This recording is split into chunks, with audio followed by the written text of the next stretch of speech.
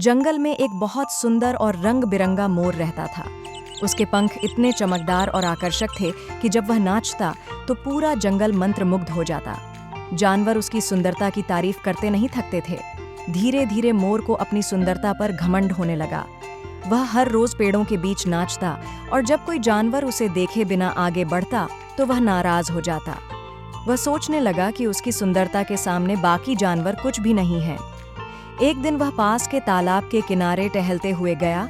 वहां एक शांत स्वभाव का कछुआ धूप सेंक रहा था।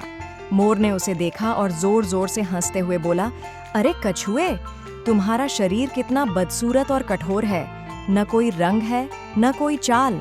तुम तो बस रेंगते रहते हो। क्या तुम्हें खुद पर शर्म नहीं आती?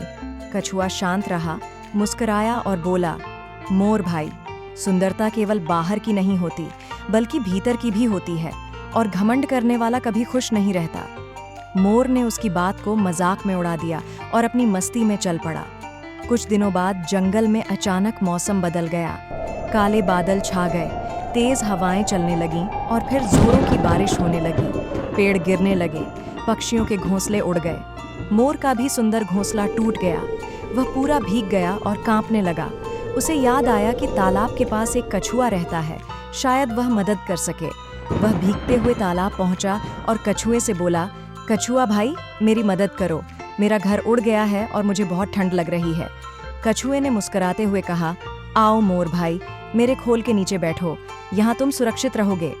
मोर खोल के नीचे गया और वहाँ वह पूरी रात सुरक्षित और आराम से रहा। सुबह जब तूफान थमा तो मोर ने कछुए से कहा, तुम सच में महान हो, मुझे माफ कर दो। मैंने तुम्हारा मजाक उड़ाया, लेकिन आज मुझे समझ में आया कि सच्ची सुंदरता दिल में होती है, घमंड में नहीं। कछुए ने कहा, गलती मान लेना ही सबसे बड़ी समझदारी है।